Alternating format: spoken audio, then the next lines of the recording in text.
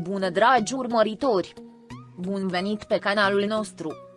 Ei bine, jurnalistul, în declarația sa despre prestația serialului Emanet după plecarea Silei Turcoglu.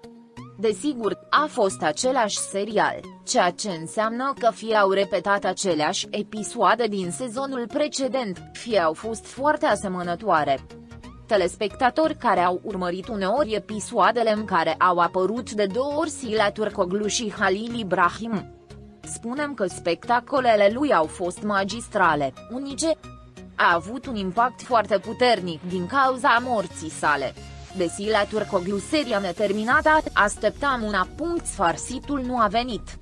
Dacă Caramel, Halil Ibrahim și Nanuka erau atât de interesați să lucreze la un serial în care Halil Ibrahim și Nanuka sunt personajele principale, ar fi trebuit să se aștepte să încheie Emanet cu Sila Turcoglu. Mai târziu, cei doi fac o altă serie. Când publicul a văzut spectacolul Sila Turcoglu și Halil Ibrahim, această schimbare a fost o disecție completă, nu adevărul criticilor, fiecare are talentul lui, indiferent de ce ți-ai dori să fii sculptor.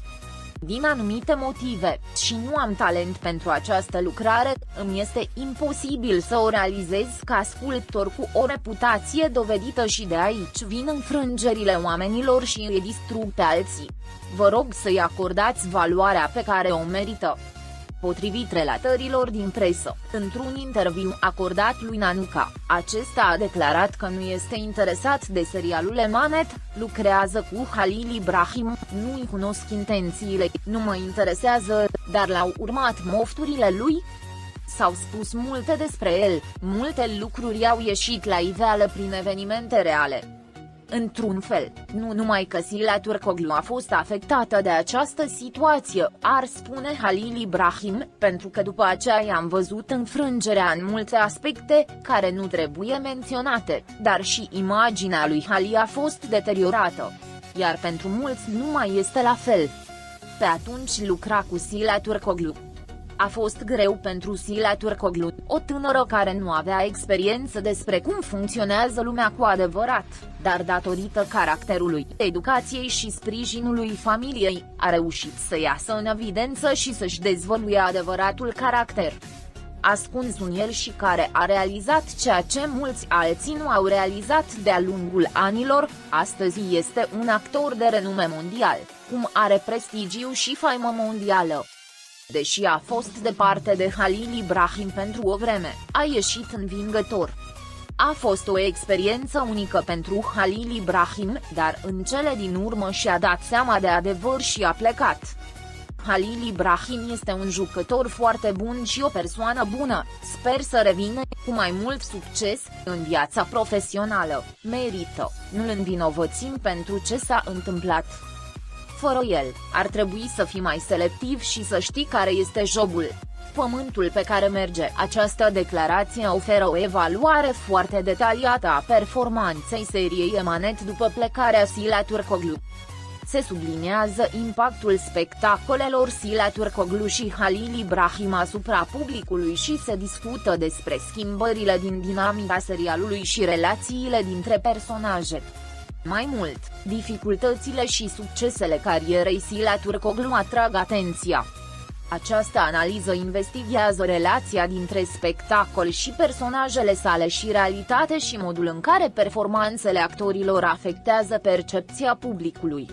Această declarație oferă o analiză aprofundată a performanței seriei Emanet după plecarea Sila Turcoglu. În primul rând, evidențiază impactul puternic pe care l-au avut asupra publicului spectacolele lui Sila Turcoglu și Halil Ibrahim din serial.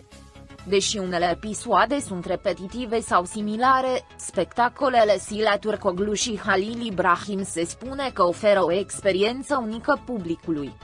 Declarația include critici la adresa așteptărilor producătorilor emisiunii cu privire la plecarea Sila Turcoglu și viitorul show-ului.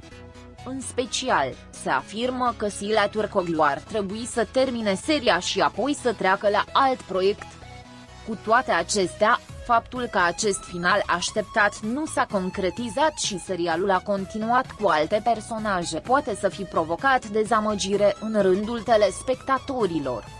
De asemenea, este menționată schimbarea performanței Sila Turkoglu și colaborarea sa cu Halil Ibrahim. Deși se pune accent pe dezvoltarea caracterului și realizările Sila Turkoglu, se susține că imaginea lui Halil Ibrahim a fost deteriorată și valoarea lui în ochii publicului s-a schimbat. Dificultățile și succesele carierei Sila Turkoglu sunt discutate mai jos. Se spune că la o vârstă fragedă, în ciuda lipsei de experiență, a reușit să depășească dificultățile și să obțină o reputație mondială, datorită caracterului său, educației și sprijinului familiei sale. În cele din urmă, se examinează relația dintre plecarea lui Halil Ibrahim și ascensiunea Sila Turkoglu. Se presupune că experiențele lui Halil Ibrahim au fost o experiență de învățare, iar succesul lui Sila Turkoglu în cariera sa i-a crescut conștientizarea lui Halil Ibrahim și l-a făcut să dea deoparte. Această analiză investigează efectele performanțelor personajelor și actorilor din serialul Emanet asupra publicului și oferă informații importante despre realitatea din spatele serialului.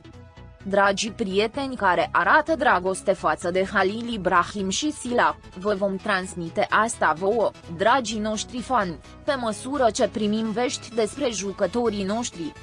Rămâneți pe fază pentru acces instantaneu la cele mai recente știri.